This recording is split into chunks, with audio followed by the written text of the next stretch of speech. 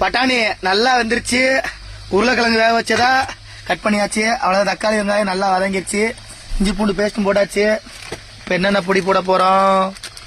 Chicken பொடி. Chicken பொடி போட்டாச்சு. அப்புறம் என்ன பொடி போட போறோம்? நம்ம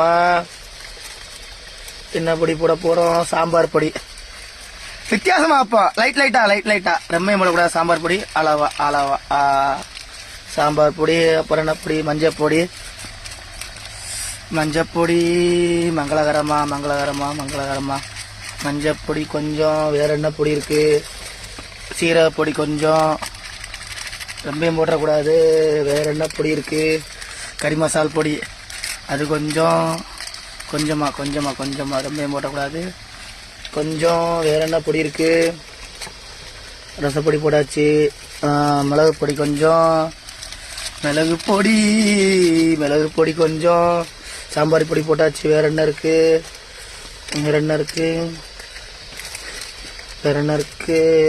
எல்லாம் போட்டாச்சு. அவ்வளோதான் நம்மகிட்ட இருக்கிற பொடி. அவ்வளோதான். அப்படியே கிண்டி விட்டுற வேண்டியதான். ஐயா கரண்டி அப்பா நல்லா கிண்டி விட்டுற வேண்டியதான். அப்படியே மசால் வடை போகையுமே வாசனை சூப்பராக வருது.